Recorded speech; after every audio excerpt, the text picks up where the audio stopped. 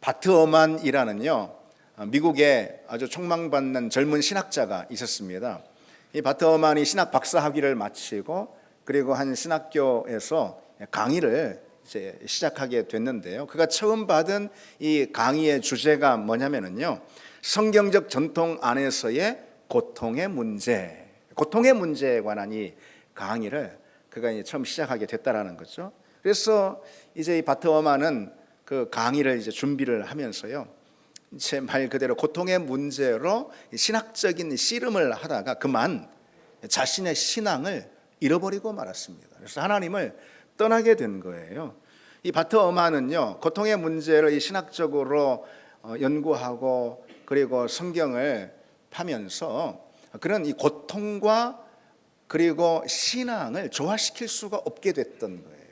어떻게 고통이 이 신앙과 믿음과 조화가 될 수가 있는가? 어떻게 하나님을 신실하게 믿는 믿음의 사람이 하나님의 그 신실한 그늘 아래에 있는 그 사람들이 어떻게 불의한 이 고통 속에 들어갈 수가 있겠는가? 신앙과 고통을 조화시킬 수가 없었던 거예요. 그래서 이 바트 어만은 기독교 신앙을 떠나면서요, 이렇게 말하고 있습니다. 나는 세상의 고통을 볼 때 선하고 전능하신 하나님이 존재하는지, 그분이 이런 세상에 적극적으로 관여하는지 더 이상 설명할 수 없게 되었다, 이렇게 말합니다.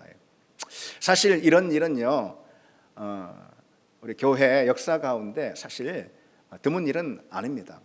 그래서 그 유명한 그 기독교 변증가인 C.S. 루이스는 이렇게 지적을 해주고 있습니다.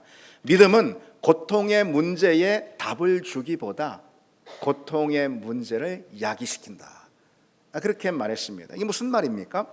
하나님의 선하심과 사랑에 대한 믿음이 없는 사람, 하나님을 믿지 않는 그런 사람이야 이 고통의 문제를 그저 이 악하고 모진 세상의 결과물 정도로, 세상이 원래 악하고 무자비하고 모진 세상 아니냐, 그런 데서 뭐 고통과 시련을 당하는 것은 당연한 거 아니냐, 그렇게 여길 수가 있습니다. 그러나 여러분, 하나님을 믿는 사람, 하나님의 선하시고 또 그분의 자녀를 향한 그분의 사랑과 긍휼을 깊이 신뢰하는 그런 사람, 믿음을 가진 우리를 말하는 거죠. 우리에게는요, 이 고통의 문제가 우리에게 깊이 다가올 수 있다는 거죠. 어떻게 해요?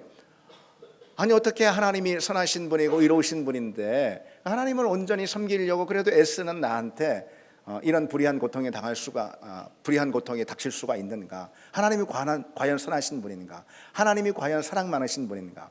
이런 고통의 문제에 의문을 제기한다는 것입니다. 그래서 이 믿음의 관점 있죠. 하나님을 믿는, 하나님을 붙드는 믿음의 관점, 이것은요, 고통의 문제에 답을 주기보다는 오히려 고통의 문제에 이 문제 의식을 불러일으킬 수가 있습니다. 특별히 부당하게 당한다고 여겨지는 그런 고통들 있잖아요. 그런 고통에 대해서는 더욱더 그럴 수 있습니다. 하나님, 내게 왜 이런 고통이 있습니까? 이런 고통이 내게 대체 어떤 유익이 있단 말입니까? 뭐 그러면서 말이죠. 그래서 정말 하나님을 신뢰하고 그분의 인도하심을 믿는 성도일수록 이 애매히 당하는 이 고통 앞에서 더욱 격렬하게 반응하게 됩니다. 욥이 딱 그랬죠. 오늘 본문에 등장하는 욥 말이죠. 욥은 생각했습니다. 자신이 비록 뭐 하나님 앞에서 그 의로움으로 완전하진 않지만, 뭐 그런 사람이 어디 있습니까? 의로움으로 완전하진 않지만 그래도 욥이 하나님을 충실하게 잘 섬기려고 신앙생활 잘하려고 했던 그런 사람 아닙니까? 그것을 하나님도 인정해 주시잖아요. 우리 지난주 말씀 나눴듯이 하나님께서 욥을 인정해 주시잖아요. 하나님 앞에 정직하고 또 하나님을 신실하게 경건하게 섬기는 그런 하나님의 종으로 인정해 주셨습니다. 그런데 욥 입장에서 볼 때 이 무자비한 이 고통은 대체 어떤 이유인가? 이건 무엇이란 말인가? 그렇게 느껴지는 거죠. 욥은 그 순간 절규하듯 이 탄식을 쏟아내며 하나님 앞에 거친 항변을 이어갑니다. 그게 바로 이 욥기의 긴 내용입니다. 이 욥이요, 그러한 이 격렬한 하나님 앞에서의 항변을 터뜨리는데 이 욥기에 그런 대목들이 참 많이 나오거든요. 그 중에 대표적으로 일부만 소개해드리면은 10장 3절에요. 주님께서 선수 만드신 이 몸은 학대하고 멸시하면서도 악인이 세운 계획은 잘만 되게 하시니 그것이 주께 무슨 유익이라도 됩니까? 이렇게요, 뭐 따져 묻듯이 자신이 당하는 이 고통이 무익하고 부당하고 부조리한 고통이다라면서 하나님을 향해서 이 항변합니다. 그리고 13장 23절로 24절에는요, 내가 지은 죄가 얼마나 크다고 이러시는 겁니까? 내가 대체 어떤 범죄와 연루되어 있습니까? 어찌하여 주께서 이처럼 나를 원수로 여기시는 겁니까? 이런 식의 이제 항변. 그리고 23장 3절로 4절에도요, 내가 어찌하면 하나님께 나아가고 그 처소로 나아가리까? 내가 어찌하면 그 앞에서 호소하며 변론할 말을 내 입에 채우리까? 이렇게 호소합니다. 이게 무슨 말이냐면요, 이것은 마치 하나님을 법정으로 소환하고 싶다라는 거예요. 하나님, 당신을 법정으로 소환해 가지고 내가 당신께 상소합니다. 이런 얘기죠. 내 억울함을 법정에서 변론하고 싶습니다. 하나님은 내게 지금 부당한 고통을 주고 계신 것 아닙니까? 이런 이제 항변이라는 거죠. 그렇습니다, 여러분. 우리가 그래도 완벽한 사람 없으니까 우리는 다 허물이 있고, 그럼에도 불구하고 우리가 나름 하나님을 섬기고 신앙생활 잘하고 이롭게 살고 하나님의 말씀에 순종하는 그런 삶을 살려고 우리가 할 때에, 그런 성도라 이 말이죠. 그런 성도는 하나님을 향해서 이 고통의 문제 앞에서 의문을 제기하고 항변하며 치열하게 씨름할 수가 있다는 거예요. 여러분 어떠십니까? 여러분 어떠십니까? 평안한데 난데없이 갑자기 그 고통이 우리 삶의 자리를 습격할 때 말이죠, 나름대로 신앙생활 열심히 잘 하고 있는데 평안은커녕 은혜는커녕 이처럼 정말 끔찍한 고통에 내가 처할 수가 있을까? 여러분, 그런 당혹스러운 상황 가운데서 여러분은 어떻게 하나님 앞에 반응하십니까? 어떤 반응을 하십니까? 욥은요, 고통 가운데 절규하고 탄식하며 하나님 앞에서 그가 솔직하게 느끼는 그런 실망감, 하나님 당신께 실망했습니다, 이런 거예요, 말하자면. 그리고 절망, 하나님 한 분밖에는 사실 붙들 분이 없는데 그 하나님께 이 욥이 실망했다 이 말이죠. 그러니까 그건 완전한 절망 아니겠어요? 그런 실망감과 이 절망을 정말 이 오늘 욥기를 보면은요, 날 것 그대로 막 토해내는 것을 볼 수가 있습니다. 오늘 우리가 읽은 3장 말씀도 그러한 대목들인데요, 실은 이제 이게 시예요. 운문으로 돼 있어가지고선 다른 번역서들을 여러분 한번 참고해 보시면 더 도움이 됩니다. 그러니까 예를 들어 새번역 성경이라든지 공동번역 성경이라든지 우리말 성경이라든지, 만약에 또 가능하면은 뭐 영어 성경이라든지 좀 보시면은요, 이 욥의 하나님을 향한 탄식과 항변을 정말 그 심정 고스란히 이게 좀 느낄 수가 있습니다. 어쨌든 욥은요, 자신이 하나님 앞에 느끼는 그 실망감과 절망을요, 여과 없이 날 것 그대로 쏟아냅니다. 그러나 여러분, 우리가 욥기 전체를 이렇게 볼 때에 욥의 그러한 탄식 있잖아요, 절규, 하나님 앞에서 하는 이것이 결코 믿음 없는 태도가 아님을 우리는 알 수가 있습니다. 욥기를 통해서 우리는 그것을 확인할 수가 있습니다. 오히려 하나님 앞에서 솔직하게 드러내는 신앙의 언어라는 사실이에요, 이것이. 그래서 이 시간 우리가 살펴보겠지만은 탄식과 항변 있죠, 이것은 진솔한 신앙의 언어라는 그런 이야기입니다. 하나님을 자기 삶의 주관자로 인정하는 그런 믿음의 사람은요, 그가 만난 그 고통 앞에서 하나님을 향해 솔직하게 불평하고 그리고 탄식하며 항의합니다. 욥은 자신이 태어난 나를 저주하면서요, 내가 왜 태어났나 이런 것이죠. 그러면서 하나님께 왜 저를 이렇게 사냥하십니까? 하나님이 마치 자기를 사냥하는 사냥꾼처럼 그렇게 하나님께 따지면서 항변을 합니다. 그는요, 그 고통 앞에서요, 그저 경건한 채 하면서 그 고통을 숨기지 않습니다. 가식 없이 그 고통을 하나님 앞에 막 토해냅니다. 중요한 것은요, 욥의 탄식이 그런 절규, 하나님 앞에서 하는 그 항변 있잖아요, 이것이 그저 하나님을 등지는 불신앙의 외침이 결코 아니라는 거예요. 오히려 어떻게든 하나님을 붙들고 어떻게든 하나님 앞에서 이 고통의 문제를 놓고 씨름하는, 그래서 하나님 앞에서 하나님께 답을 들으려고 하는 그런 신앙의 자세라는 것이죠. 하나님께 절규하고 하나님께 항변하는 그것이 신앙의 언어라는 것입니다. 근데 바로 그 지점에서 있잖아요, 어떻게든 하나님 떠나지 않고 하나님 붙들고 삿발 놓지 않고 하나님과 씨름하는 거 있잖아요. 바로 그거. 바로 그 지점에서 사단은 완벽한 패배를 맛보고 있다는 사실 우리가 알아야 합니다. 욥이요, 여러분, 모든 것을 다 잃었잖아요. 모든 것을 다 잃은 그 상황에서도 어떻게 합니까? 욥기를 쭉 보면 하나님을 떠나지 않고 오히려 그분께 매달려서 또 항변하며 절규하며 또 계속해서 하나님과 씨름하는 것을 볼 수 있어요. 바로 그 사실 자체가요, 욥과 하나님의 관계가 실은 서로의 이익을 위한 거래의 관계일 뿐이라고 고발했던 그 사단에게 완전한 패배를 안기는 거 아니고 뭐겠습니까? 그렇죠. 하나님께 얻을 것이 이제는 없다라고 욥이 여길 수가 있는 상황이잖아요. 지금 이 상황이. 그러면은 욥이 선택할 수 있는 가장 분명한 것은 하나님 떠나버리는 거예요. 그러나 욥이 그러지 않습니다. 왜? 그의 신앙이 진짜 신앙이니까. 그렇죠.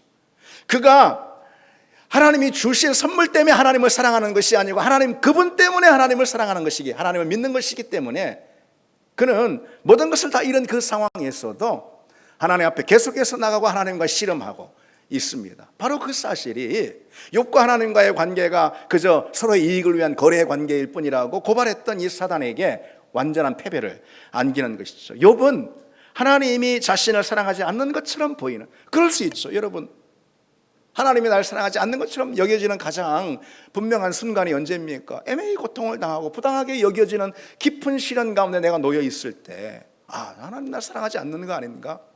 하나님 날 버리셨는가? 하나님 나한테 관심이 없으신 거 아닌가? 이런 생각이 들 법도 하는 거죠. 바로 그 순간에도 욥은 하나님께 초점을 두고 오롯이 하나님께 나아가고 하나님을 붙드는 그 신앙을 결코 포기하지 않습니다.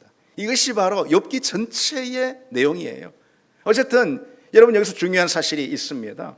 고통 가운데 하나님을 향한 자신의 솔직한 심정을 날 것 그대로 쏟아놓는 것, 그것이야말로 정직한 신앙 고백이라는 것입니다. 그게 솔직한 신앙의 언어이고요, 하나님은 바로 그 사람을 사랑하시고 그 사람의 말에 기울이십니다. 그런 사람은 여러분, 성경을 보자면 욥뿐이 아닙니다. 실은 욥 말고도 많이 있습니다. 시편에 그 많은 탄원시, 여러분 탄원시가 시편에 얼마나 많습니까? 그런데 그 탄원시들을 보십시오. 하나같이 하나님께 대한 실망과 좌절을요 가감없이 막 이들이 쏟아내는 것을 볼 수 있어요. 이들은요 하나님께 이 시편의 탄원시가 이 시편의 절반 가까이 되는데 거기에서 어떤 말들을 주로 많이 막 토해냅니까? 하나님 어찌하여 지금 주무시고 계실 때가 아닌데 어찌하여 주무시고 계십니까? 하나님께 막 다그칩니다. 그리고 주님, 당신은 성실과 인자가 많으신 분이라며요. 그런데 주의 그 많은 성실과 인자는 다 어디 갔습니까? 그러면서 하나님을 막 추궁하는 그런 대목들이 이 시편의 탄원시에 참 많이 나옵니다. 특별히 그 중에 시편 88편을 보면은요, 이 시편 88편은 그 레위 지파의 그 예배자인 고라 자손의 시입니다. 그러니까 고라 자손이 레위 지파의 이 줄기에서 나온 것이고요. 그러니까 레위 지파가 예배자잖아요, 그렇죠? 성전을 섬기는. 그래서 이 고라 자손은 예배자였던 거예요. 다시 말해서 평생 하나님을 예배했더니 예배자였던 것이죠. 그런 이 시인이요, 갑작스럽게 큰 고통과 환난을 만난 것이죠. 그리고 그 가운데 하나님께 부르짖습니다. 많은 것들을 다 잃고요, 그리고 자기 주변에 있는 사람들이 떠났습니다. 그래서 우리가 고통과 시련에 처했을 때 먼저 일어나는 일들이 보통 우리를 신뢰하고 우리와 함께했던 그런 사람들이 떠나는 그런 경우들이 또 있지 않습니까? 이 시인이 당한 일이 바로 그런 거예요. 그런 상황 가운데서요, 이 시인이 하나님을 향해서 정말 날 것 그대로 자신의 속 심정을 거침없이 쏟아내는 걸 볼 수가 있어요. 주님, 죽은 자에게 기적을 베푸려고 하십니까? 유령들이 일어나서 주님을 찬양하기를 바라십니까? 당신의 사랑, 당신의 이 신실하심을 무덤에서 증명하려고 하십니까? 이렇게 말하는 대목들이 이 시에 나옵니다. 이게 무슨 말입니까, 이게? 그러니까 이런 거예요. 아니 주님, 내가 죽어서 유령이라도 된 다음에 하나님은 응답하실 거예요? 내가 죽은 다음에 하나님은 날 나한테 답하시겠습니까? 그런 얘기입니다. 그리고 내가 죽어서 무덤에 들어가면은 당신의 성실과 인자하심에 대해서는 누가 증명할 사람이 있겠습니까? 왜? 내가 하나님을 신실하게 섬기는 삶이었는데 내가 고통 가운데 죽고 무덤에 들어가 버리면은 하나님의 신실하심과 하나님의 사랑은 누가 증명하겠느냐, 이런 얘기입니다. 이렇게 하나님께 따지고 항변하는 그 말을 쏟아냅니다. 이 시인은요, 아주 사납고 노골적으로 하나님을 다그치고 추궁합니다. 하나님 앞에서 뭐 어떤 예의도 격식도 차리지 않습니다. 탄원 시들을 여러분 한번 읽어보십시오. 하나님을 추궁하고 신문하면서요, 하나님과 씨름하고 격렬하게 하나님과 투쟁합니다. 그렇게 기도하다가요, 이 시편 88편의 이 시인이 결국 자신의 기도를 마치면서 이렇게 말합니다. 하나님, 나는 이 깊은 어둠과 친구를 한 편이 낫겠습니다. 이게 무슨 말이에요? 막 자신의 그 애매하게 당하는 그 고통과 시련, 그 환난 앞에서 하나님 어디 계십니까? 하나님 내게 응답하십시오. 막 부르짖어 기도하는데도 하나님이 들으시는 것 같지 않다, 이 말이에요. 그 절망의 순간, 그 하나님의 부재를 느끼는 그 순간에 기도를 마치면서 이 시인이 뭐라고 말하냐? 하나님, 차라리 말이죠, 하나님 당신보다 이 깊은 어둠이 내 벗이 되는 편이 낫겠습니다. 그런 말입니다. 성경에는요, 하나님 면전에서 이런 말들을 직설적으로 토해내는 그런 장면들이 많이 있습니다, 여러분. 성경을 읽다 보면은요, 어떻게 믿음의 사람들이 이런 표현들을 하는데 주저없을까? 그래서 우리가 참 당황스러워질 때가 있습니다. 근데 여러분, 우리가 이 점에서 좀 기억해야 될 것이 있습니다. 성경에 그와 같은 내용들이 기록이 될 때 하나님께서 그와 같은 표현들을 검열하시거나 아니면은 그런 표현들을 걸러내지 않으셨다는 거죠. 여러분, 성경은 하나님의 말씀이죠. 그렇죠? 아멘. 성경은 하나님의 말씀입니다. 성경은 하나님이 하나님의 사람들에게 성령의 감동을 주심으로 하나님이 우리에게 주신 하나님의 말씀인 거예요. 그런데 그 말씀에 이런 거친 토해내듯 하는 표현들 있잖아요. 하나님, 당신께 실망했습니다. 하나님, 이게 뭡니까? 하나님 하면서 하나님 앞에 거칠게 토해내는 이 믿음의 사람들의 이 표현들 있죠. 이것을 하나님은 성경에 그대로 담아두셨다는 거죠. 그런 표현들을 검열하고 걸러내지 않으셨다는 거죠. 이 점이 중요합니다. 특히 여러분, 우리가 지금 살펴보고 있는 욥기가 더 그렇습니다. 욥기를 보면은 우리가 고난 앞에서 눈물과 절규를, 그리고 하나님 앞에서 정말 손을 지켜 세우고 하는 그런 항변 있잖아요. 이것을 거침없이 하는 것이 얼마나 자유로운가, 자유롭게 그런 것들이 허용될 수 있는가를 어떤 책보다도 분명히 보여주는 책이 바로 욥기라고 할 수가 있습니다. 욥기는요, 고통 속에서 하나님의 사람들이 그저 입국 다물고 있는 것이 믿음이다, 결코 그렇게 말하지 않습니다. 만약 그렇다면 욥은 완전히 믿음 없는 사람이에요.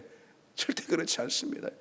욥기를 넘어서 성경 전체가 마찬가지예요. 성경은요, 고통 속에서 그 어떤 하소연도 절규도 소리치고 싶은 마음도 억누르는 그런 것을 믿음이라고 결코 가르치지 않습니다. 신학자 유진 피터스는요, 욥에 대해서 이렇게 기록하고 있습니다. 욥은 자신의 고난을 묵묵히 감내하거나 경건하게 감수하지 않습니다. 다른 의견을 구하러 의사나 철학자들을 찾아가지도 않습니다. 그는 다만 하나님 앞에 버티고 서서 자신의 고난에 대해 강력하게 항의하고 또 항의합니다.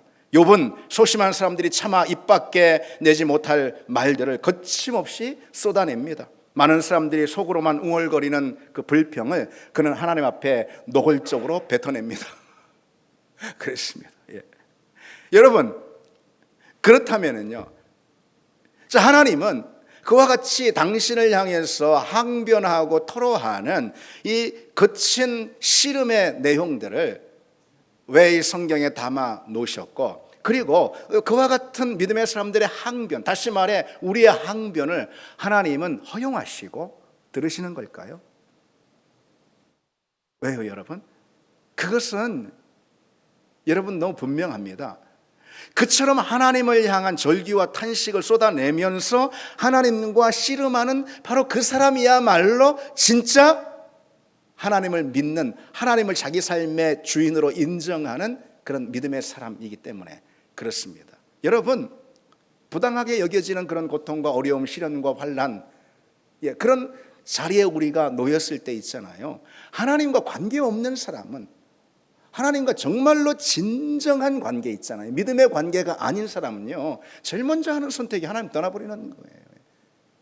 그러나 하나님을 유일한 구원이요, 유일한 그 인생의 주권자로 인정하는 사람, 그럴 수 없죠. 그렇죠? 그런데 내가 믿을 때는 하나님은 신실한 분이고, 하나님 나를 사랑하는 분이고, 하나님 나를 인도하시는 분이에요. 그런데 나의 현실은 그렇지 못해요. 나의 현실은 어렵고, 그리고 척박한 그런 환경을 만났어요. 그때 여러분, 그때 정말 믿음의 사람은 무엇밖에 할 수가 없겠습니까? 하나님 앞에 나가는 거죠. 하나님, 왜 이런 일이 있습니까? 당신께 실망했습니다라는 말을 항변처럼 토해내더라도 하나님 앞에 나가 하나님 삿발을 붙들고 하나님과 씨름하게 되어 있습니다. 그게 바로 믿음의 사람이. 욥을 보십시오. 욥은 고통 중에서 오직 하나님만을 구원으로 붙들고 있습니다. 그러니 하나님의 부당함, 그렇죠, 욥 입장에서는 하나님이 부당한 지금 행사를 하고 계시는 거예요. 그런 하나님의 부당함을 느끼는 그 순간에도요, 자리를 박차고 나가버리지 않습니다. 욥은 하나님을 추궁하고 신문하며 자신의 처지를 항변하고 탄원하면서도 끝까지 어디에 있습니까? 하나님 앞에 있어요. 끝까지 하나님 앞에 버티고 서 있어요. 하나님 떠나지 않습니다. 그게 바로 욥이 우리에게 보여주는 믿음이라는 것이죠. 욥은 분노하고 하나님께 항변할지언정 하나님과의 관계를 결코 끊어버리지 않습니다. 포기하지 않습니다. 그와 같은 욥의 항변은 하나님만이 그에게 답을 주실 수 있는 유일한 분이라는 그의 믿음에 기초하고 있는 거예요. 그렇지 않습니까? 그렇습니다. 고통 가운데 어디보다 하나님 앞에 나와서 씨름하는 사람, 그 사람이 바로 믿음의 사람입니다. 고통 가운데 그 누가 답을 주는 게 아니에요. 아까 유진 피터슨 말대로 뭐 의사한테 가면 답을 줍니까? 철학자한테 가면 답을 줍니까? 어떤 어른한테 가면 답을 줍니까? 누구한테 가면 답을 줍니까? 하나님 아니고서는 내게 온전한 답을 주실 그 어떤 존재도 없습니다 라는 이 고백, 그 고백을 가진 사람이 바로 믿음의 사람이고, 믿음은 그런 자리에서 드러나게 돼 있습니다. 그리고 여러분, 하나님은 바로 그런 사람을 사랑합니다.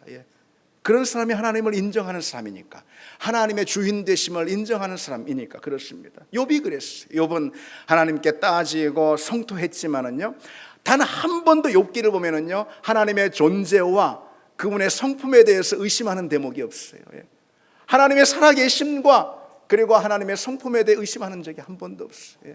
우리가 부당하고 애매히 당하는 어려운 고통과 시련 가운데 있을 때 누구는 그럽니다. 제일 처음, 하나님 계셔?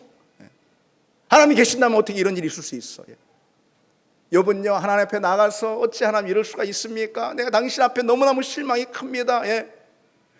하나님 일어나십시오, 하나님 일어나십시오 해도요, 절대로 하나님의 살아계심과 하나님의 성품에 대해 의심하는 적은 없다는 거죠. 그게 바로 욥이 보여주는 믿음입니다. 여러분, 우리의 심정을요, 하나님 앞에 솔직하게 토해내는 것이 곧 하나님만이 나의 구원자고 인도자라는 그 우리의 믿음을 보여주는 그런 신앙 고백입니다. 하나님은 그런 기도를 소중히 여기시고요, 그렇게 하나님만 붙들고 하나님 앞에 나아가 씨름하는 그 사람을 하나님은 사랑하십니다. 그래서 여러분, 우리가 고난 중에 있을 때, 또 어려움 가운데 있을 때, 내 힘으로 해결되지 않는 그런 문제가 있을 때, 또 그 가운데 하나님 앞에 부르짖지만 그러나 또 하나님의 부재를 또 그 속에서 느끼는 그런 때도 있습니다. 그럼에도 불구하고 포기하지 않고 하나님의 살아계심, 하나님이 나를 사랑하심, 하나님의 그 성품, 하나님의 신실하심, 그것을 계속해서 붙들고 그것을 하나님 앞에, 하나님 면전에 선포하면서, 하나님 당신은 이런 분 아닙니까? 하나님은 의로운 분 아닙니까? 하나님 당신의 자녀를 사랑하는 분 아닙니까? 하나님 당신의 자녀에게 긍휼을 베푸는 분 아니십니까? 라며 하나님 면전에서 계속해서 하나님의 성품을 선포하며 나아가는 바로 그 기도를 할 때, 하나님은 그 사람을 사랑하시고 그리고 반드시 그 사람에게 은혜를 베푸실 줄 믿습니다. 그런 여러분 되시기를 바랍니다. 지금 우리가 살펴보는 대로요, 이 욥은 고통 중에서 자신이 지금 당하는 이 고통이 얼마나 부당한지 하나님 앞에 항의하고 또 절망하고 탄식을 하고 있어요. 그처럼 하나님께 쏟아내는 이 항변과 탄식에 여러분, 가장 원초적인 표현이 무엇인지 아십니까? 욥이 하나님 앞에 이 탄식하고 절규를 하는 그 과정에서 쏟아내는 가장 원초적인 표현이 있어요. 그것이 무엇인지 아십니까? 오늘 본문에 막 계속 등장하죠. 무엇일까요? 욥이 죽기를 갈망합니다. 욥이 나 죽었으면 좋겠어요. 이것이야말로요, 욥이 하나님 앞에 하나님의 부당함을 항의하면서 그리고 절망하고 탄식하고 또 하나님께 나아가는 그 욥의 표현 가운데 가장 원초적인 표현입니다. 욥은 죽음을 갈망합니다. 죽고 싶습니다. 여러분, 이 가만 보면 이 성경에서 있잖아요. 죽고 싶다는 표현이 가장 많이 등장하는 책이 어떤 책일까요? 욥기라고 답하시겠죠. 그렇죠. 욥기 맞습니다. 죽고 싶다는 표현이 가장 많이 등장하고요.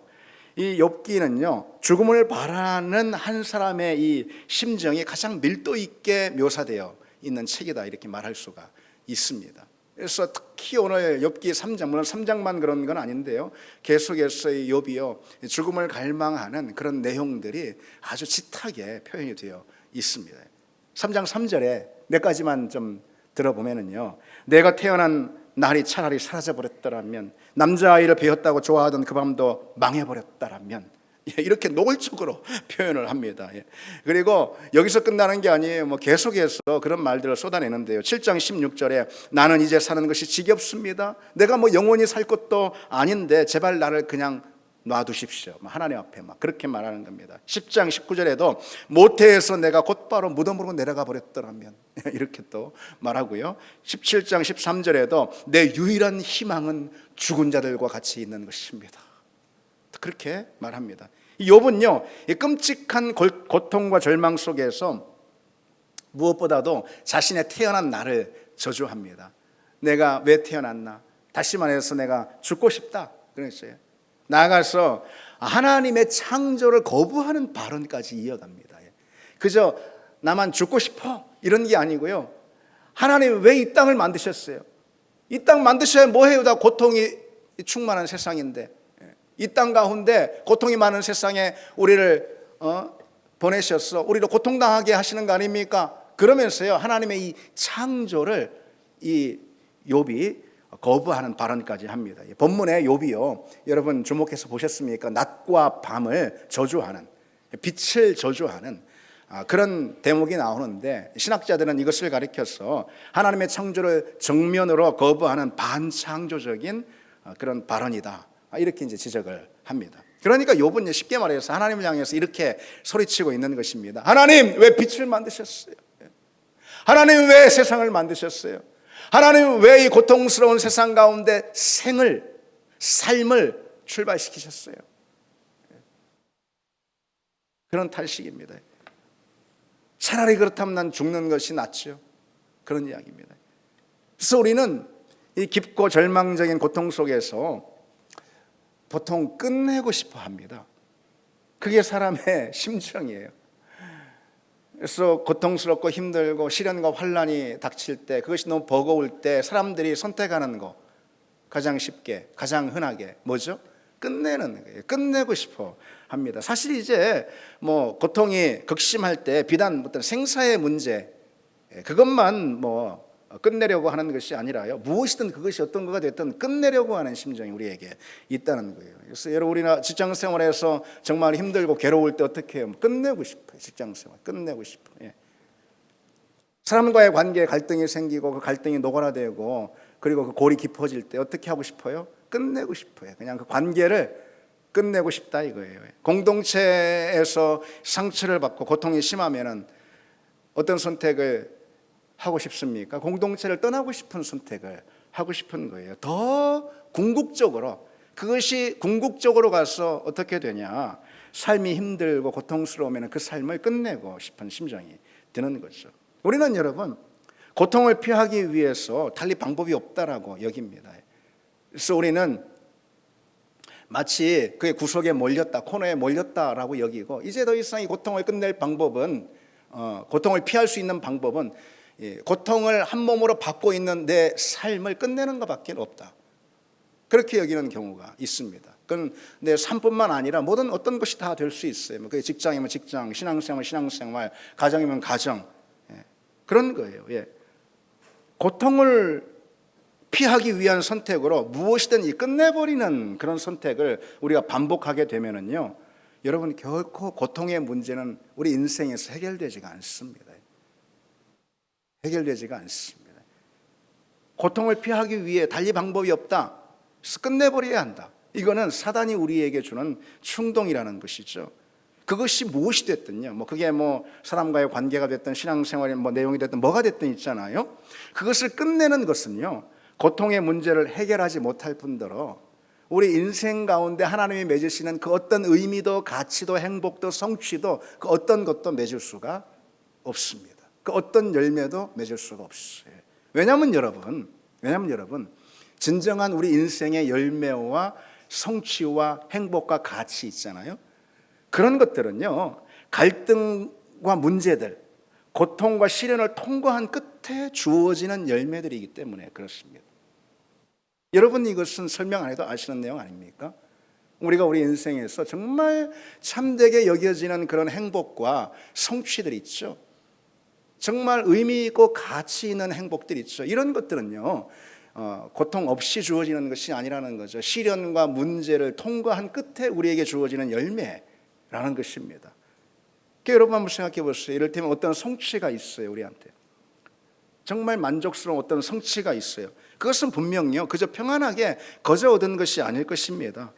힘들고 때로는 고통스러운 그런 과정이 있었지만 그것을 잘 견뎌내었기 때문에 그 끝에 주어진 만족스러운 성취일 수가 있다는 거죠. 이런 공부하는 학생이 그런 것이고, 꼭 그것만 그렇습니까?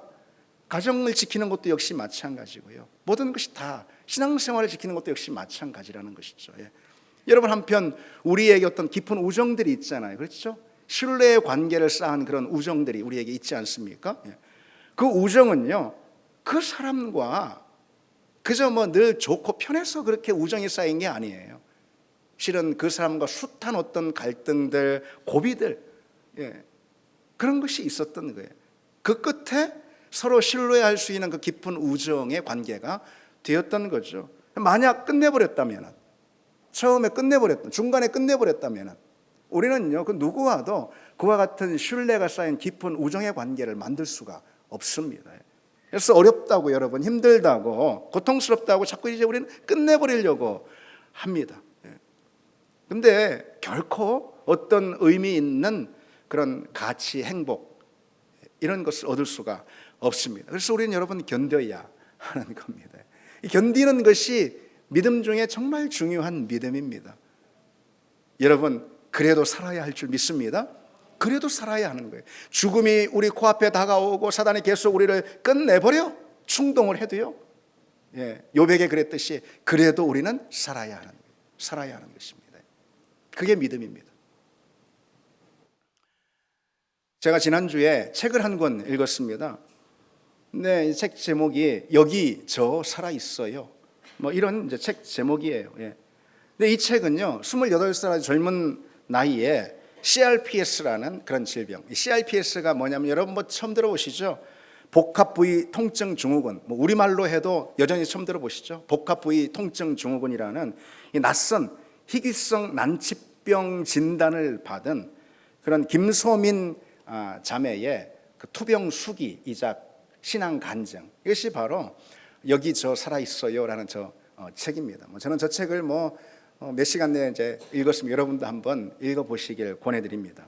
이 CRPS, 복합부위 통증 증후군이라는 것은요, 인간이 경험할 수 있는 가장 극단적인 고통을요, 그것도 24시간 느끼는 그런 질병이라고 하면, 이런 저주받은 질병이 어디 있을까? 그런 생각이 듭니다. 이 사람의 통증 치수를요, 1부터 10까지 이렇게 둔다면은요, 그 엄마들이 해산할 때 있잖아요. 이 해산의 고통, 이 통증, 이것을 한 7 정도로 둘 수 있다고 합니다. 굉장히 고통스러운 것이죠. 굉장히 아픈 거죠. 그런 해산의 고통, 이것을 7 정도로 둘 수 있다고 하는데, 이 CRPS가 일으키는 이 통증은요, 10에 이른다고 합니다. 근데 그것도요, 잠시가 아니에요. 엄마가 아기 낳을 때는 그때만이잖아요. 그런데 이것은 하루 24시간 이런 통증이 급습을 하는 거예요. 이 통증에 시달리는 그런 질병입니다. 이 소민 자매는요, 자다가 있잖아요. 이불이 발가락을 살짝 스치잖아요. 그냥 살짝 스치는 거예요. 그러면 소스라치게 놀라가지고 비명을 지르면서 깨어납니다. 그런가 하면은 왜 씻잖아요. 저기 샤워기로 씻잖아요. 씻으면은 이 샤워기 물방울이 이렇게 떨어지잖아요. 그러면 그 조그마한 그 물방울인데 그 물방울이 발에 떨어질 때는 마치 쇠구슬이 발을 치는 것 같은 그런 아픔을 느낀다는 겁니다. 정말 뭐 듣도 보도 못한 그런 통증이죠. 무엇보다 이 통증은 그 움직이는 행위 그 자체를 통해서 유발된다고 합니다. 그러니 이를테면 양말을 하나 신는 것도 보통 문제가 아닌 거예요. 큰 결심이 필요합니다. 양말을 하나 신을 때도. 양말을 신으면은 그러면은 그 양말천이 발가락 피부에 닿으니까 막 너무 아픈 거예요. 막 소스라치게. 양말을 안 신으면 있잖아요. 그러면은 그 바람이 그 발 살결에 부딪혀 가지고요. 그래서 그게 통증을 일으키는 거예요. 어쨌든 양말을 신는 것이 그래도 낫다 해서 이 양말을 신게 되잖아요. 그러면은 마치 무슨 거룩한 의식이라도 치르는 듯이요, 경건한 의식이라도 치르는 듯이 막 작심에 작심을 하고 심호흡을 몇 번이나 한 다음에 겨우 그 발을 양발 안에 끼워 넣습니다. 정말 양말을 신는 이런 행위는 이거 뭐 너무나도 당연하고 사소한 그런 일 아니겠습니까? 그런 것도 이 소민자매에게는 간절한 소원이 되어버렸던 것이죠. 투병 생활이 이제 길어지면서 그러면서 이 약을 먹게 되잖아요. 대부분 통증을 경감시키는 그런 약인데요. 그 약을 계속 먹다 보니까 투병 생활이 길어지다 보니까 하루에 먹는 약 알만 해도 100알이 된다는, 100알. 이게 참 말이 됩니까? 이거 믿을 수 있습니까? 어쨌든 뭐 그 약 가운데는 아주 이 몰핀 같은 그런 약 있잖아요. 그런 약도 들어가 있습니다. 그래서 100알이 넘는 그런 약을 먹다 보니까 몸이 그냥 온통 그 약에 쩔어드는 그런 느낌이었다고 합니다. 더욱이 약을 먹는 목적이 뭐냐면 치료를 위해서 먹는 게 아니고요, 단지 통증 경감을 위해서 먹을 뿐인 거예요. 그럼에도 이 통증은요 24시간 내내 미쳐 날뛰었다고 그럽니다. 이 책에 보면 그렇게 표현이 되어 있습니다. 그리고 때로는요 평소에 느끼는 통증, 그것도 대단히 큰데 우리 같은 사람이라면 견딜 수 없을 만큼 큰 건데, 그 평소에 느끼는 그런 통증보다 훨씬 더 격한 강렬한 돌발통이라고, 이런 돌발통이요 갑자기 찾아올 때가 있다는 거예요. 불시에. 그러면은 뭐 아무것도 못해. 그냥 거기가 어디든, 거기 뭐 그 시간이 어느 시간이든 뭐 상관없어요. 그냥 그 시간에 주저앉아서, 거기가 어디 화장실은 화장실, 뭐 지하실은 지하철, 뭐 상관없어요. 그냥 주저앉아서 신음소리를 내면서 온 몸을 비틀고 비명을 지르게 됩니다. 그러니까 뭐 이 인간의 어떤 존엄마저도 짓밟아 버리는 그런 잔인한 병이다라고 할 수가 있습니다. 책에서 이 소민자매가요 자신이 겪은 이 통증의 양상을 이렇게 기록하고 있습니다. 칼로 마구 긋고 불을 붙인 뒤에 벗겨져서 진물이 난 그 피부에 소독액을 뿌리는 것 같은 통증, 혹은 드릴로 뼈를 뚫는 것 같은 통증. 근데 이런 통증이 온몸을 집어삼킬 듯 덮치면은요 그냥 절로요, 제발 누가 나 좀 죽여주세요, 그런 탄식, 그런 외침이 절로 터져 나온다고 합니다. 그러나 방법이 없는 거잖아요. 그래서 세상에 이 권투 선수들이 하는 마우스피스 있잖아요. 그 마우스피스를 입에 물고요 그 고통에 신음하면서 이 삶이 언젠간 끝나길 소원하는 마음으로 버틸 수밖에 없었다는 그런 질병이라는 거죠. 살아 숨쉬고 있는 그 자체가 너무 싫고요. 그래서 내가 어떻게 하면 목숨을 끊을 수 있을까라는 것을 하루에 수백 수천 번 시뮬레이션을 했다라고 그렇게 표현합니다. 그럼에도 이 소민자매는 믿음으로 그 모든 과정을 이제 이겨냅니다. 그래서 여러분이 이 책을 한번 읽어보시길 권해드립니다. 이게 참 놀라운 것은요, 어떤 이야기를 하냐면요, 그 끔찍한 고통 속에서도 이 간절한 마음으로 이 소민자매가 이런 것을 소원하는 대목이 있습니다. 올해는 꼭 성경 일독을 하게 해주세요. 이런 기도를 합니다. 이제 왜냐하면은 고통이 이제 시대대로 계속 이제 지속되니까 단 10분도요 뭔가에 집중할 수가 있는 그런 상태가 아니에요. 병상에 누워 있으면 성경이라도 많이 읽겠네, 전혀 그런 게 아니에요. 그래서 이 소민자매는 간절히 소원했던 거예요. 주님, 올해 내가 꼭 일독을 하게 해 주세요. 그래서 결국 마침내 이 소민자매가 일독을 했다며 기뻐하는 그런 내용이 이 책에 기록되어 있습니다. 그리고 그와 함께 여러분 주일 예배 있잖아요. 저도 이 대목에서 참 많은 도전을 받았습니다. 이 주일 예배에 참석하고 싶은 마음 너무 간절한 거예요. 늘 병원에 있고 그리고 이 돌발통이라는 것이 막 갑자기 찾아오기 때문에요. 뭔가 할 수가 없어요. 그래서 예배에 좀 참여하고 싶어 하는 그런 간절한 소원이 있고요. 그래서 실제로 이 예배에 참여를 거듭해서 시도를 합니다. 계속 시도를 합니다. 그런데 그 예배를 드리다가요, 아니나 다를까 돌발통이 막 덮치면은요, 그래서 비명을 지르고 온몸을 비틀고 결국은 119에 실려가 병원에 실려가는 거예요. 응급실로 실려가는 그 일을 몇 번이나 했다고 그럽니다. 그럼에도 불구하고 예배를 포기하지 않고 응급실에 실려가면서 하나님, 내가 내 욕심을 채우려고 기도해요. 예배 한번 드리고 싶은 건데요. 그러면서 하나님께 항변을 했다고 그러는 거예요. 그런데 그렇게 하기를 몇 년, 마침내 응급실에 실려가는 일 없고도 예배를 드릴 수 있게 되었다라고 그렇게 감사하는 것을 읽었습니다. 참 저는 좀 도전을 많이 받았습니다. 여러분, 우리는 얼마나 편하게 예배 드립니까? 우리 예배 드리는데 어떤 지장도 없잖아요. 여러분, 오늘 비 좀 왔어요. 비가 좀 오면은 우리 집사람 항상 걱정해요. 우리 교인들 예배 오늘 빠지는 사람 있을까봐 막 저는 그러면 화가 나가지고 비가 아니 막 그냥 태풍 번개가 막 치고 막 우박이 쏟아져야 된다고 막 저는 오히려 그렇게 말합니다. 싹 다 못 오게 그냥. 여러분, 소개해드린 소민자매 이야기만 들어도 여러분, 이 정도까지는 아니더라도 여러분, 우리가 비 좀 온다고 보슬보슬 비 좀 온다고 예배 못 드리고 여러분, 이게 말이 되지 않지 않습니까? 누구를 비난하려고 하는 것이 아니고 이게 하나님 앞에 정직한 태도 아니겠습니까?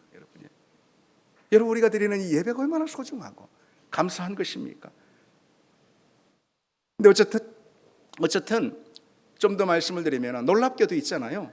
이 병은요, 불치병은 아니고 난치병이에요. 그래서 거의 이게 해결이 잘 안 된다고 그래요. 그래서 결국은 이 병에 걸린 사람들이 많이 극단적인 선택을 한다고 그러네요. 그런데 이 소민자매는 믿음으로 버텼던, 믿음으로 하나님께 나아가 욥처럼 소리치면서, 그래서 정말 의사도 놀랄 정도로 기적적으로 이 병세가 완화가 됐습니다. 그래서 일상생활을 그래도 어느 정도 할 수 있을 정도로 가능해졌다라는 거죠. 마침내 통증 경감을 위해서 그 몸 안에다가 어떤 전기 자극을 하는 것을 막 잔뜩 심어놨어요. 근데 그런 것까지도 다 제거를 하는 그런 기적을 경험했습니다. 3년 전에는 지금부터 있잖아요. 교회에서 진행하는 거 제자훈련을 진행하는 것 같아요. 그 제자훈련 프로그램에도 참여를 하고 청년 리더로 또 활동하기도 했습니다. 그리고 올해에는 있잖아요, 믿음 좋은 형제와 결혼까지 했다는 거죠. 정말 하나님께 영광이죠. 여러분, 우리가 견디기 힘든 그 고통이 찾아오면은요, 주로 우리 끝내고 싶어 합니다. 그걸 회피하려고 해요. 고통의 원인이 되는 그것이든 그 고통을 온몸으로 받아내고 있는 내 삶이든 끝내고 싶어하는 그런 심정이 우리에게 있습니다. 일도 끝내버려, 관계도 끝내버려, 신앙생활도 끝내버려, 그러다가 내 삶도 끝내고 싶어지는, 욥이 그랬습니다. 실은 욥이. 그렇다면 여러분, 그렇다면은 자신의 태어난 나를 이 저주하고 내 유일한 희망은 죽은 자들 곁에 있는 것입니다 라고 항의했던 그 욥에게 하나님이 주신 답이 뭘까요? 난 차라리 죽는 것이 낫겠습니다 라고 항변하고 있는 그 욥에게 하나님이 주신 답이 뭐겠습니까? 예수 그리스도죠. 예수 그리스도죠. 아멘. 예수 그리스도죠. 왜 예수 그리스도가 그와 같이 차라리 내 생을 끝내고 싶습니다, 태어나지 않았으면 좋았겠습니다 라고 절규하는 그 욥에게 답이 되는 것일까요? 왜 예수 그리스도가? 여러분 생각해 보십시오. 이 놀라운 걸 생각해 보십시오. 하나님의 아들이 이 땅에 육신을 입고 태어나셨습니다. 하나님의 아들이 태어나셨습니다. 어마어마하게 놀라운 사실입니다. 내가 왜 태어났습니까? 자기 생일을 저주하면서 차라리 내 숨이 끊어지면 좋겠습니다 라고 이 고통 가운데 절규하는 욥을 향해서 하나님은 그 아들 예수 그리스도를 이 땅에 몸을 입게 하시고 태어나게 하셨다는 거예요. 아들 예수 그리스도가 이 땅에 태어나시고 그 몸으로 욥이 겪었던, 우리 인생이 겪을 수 있는 그 모든 종류의 고통을 다 마주하십니다. 그 몸으로 다 받아내십니다. 자기가 사랑하는 사람들에게 배신을 당하기도 하고요. 온갖 여러 가지 어려움들, 모욕들, 조롱을 다 받고요. 결국은 십자가에서 끔찍한 그런 고통, 그 처절한 고통을 감내하지 않습니까? 무엇보다 아버지 하나님 앞에서 이 예수 그리스도가 어떻게 절규합니까? 나의 하나님, 나의 하나님, 어찌하여 나를 버리셨나이까? 라면서 탄식하고 절규하지 않습니까? 그런 거예요. 그렇습니다. 예수 그리스도께서 친육신을 입고 고통의 땅인 이 자리 가운데 내려오셔서 인생이 당하는 모든 고통을 그 육신으로 끌어 안으셨다는 거죠. 하나님의 아들이 한 인생으로 이 땅에 태어나셔서 인생이 겪을 수 있는 가장 극심한 고통을 스스로 받아내시고 그 몸에 새기셨어요. 그렇게 주님이 이 십자가의 고통 가운데서 죽는 것이 차라리 나한텐 좋겠습니다라고 말하고 있는 그 욥에게 답을 하고 계시는 거죠. 십자가에서 주님이 우리에게 답하시는 것이에요. 바로 그것입니다. 예수 그리스도 십자가야말로 여러분 고통을 지나고 있는 우리를 향해서 답하고 계신다라는 거죠. 그리스도께서 이 고통과 아픔의 땅에 태어나셨고 그 모든 고통을 스스로 끌어 안으셨어요. 그리고 마침내 부활의 영광으로 모든 고통과 죽음의 권세를 깨부수시고 이기시지 않았습니까? 그렇죠. 그리고 그 부활의 승리를 주님께서 주님을 믿는 모든 사람들에게 나누어 주셨어요. 그 소망을 가지라 고통의 현장, 차라리 내가 죽었으면 좋겠습니다라고 절규하는 그 현장에서 몸부림하는 그 주님의 종들에게 바로 이 부활의 승리를 소망으로 안겨주셨다는 거죠. 그것이 바로 고통 가운데 있는 우리에게 하나님이 주신 답입니다. 답이 되십니까 여러분? 그것이 참 우리에게 답이 되기를 바랍니다. 이제 바울의 유명한 그 고백을 상기하면서 말씀을 좀 맺을까 합니다. 갈라디아서 2장 20절 말씀 잘 아시죠? 내가 그리스도와 함께 십자가에 못 박혔나니 그런즉 이제는 내가 사는 것이 아니요 오직 내 안에 그리스도께서 사시는 것이라. 이제 내가 육체 가운데 사는 것은 나를 사랑하사 나를 위하여 자기 자신을 버리신 하나님의 아들을 믿는 믿음 안에 사는 것이라 그랬어요. 우리가 고통 가운데서도 살 수 있는 것은 오직 나를 사랑하사 나를 위하여 자기 자신을 버리신 하나님의 아들을 믿는 믿음 안에 사는 것임을 믿습니다. 그 믿음이 모든 고통과 죽음의 권세를 이기게 하고 부활의 소망을 갖게 해줄 줄 믿습니다. 우리 같이 이 찬양 드리겠습니다.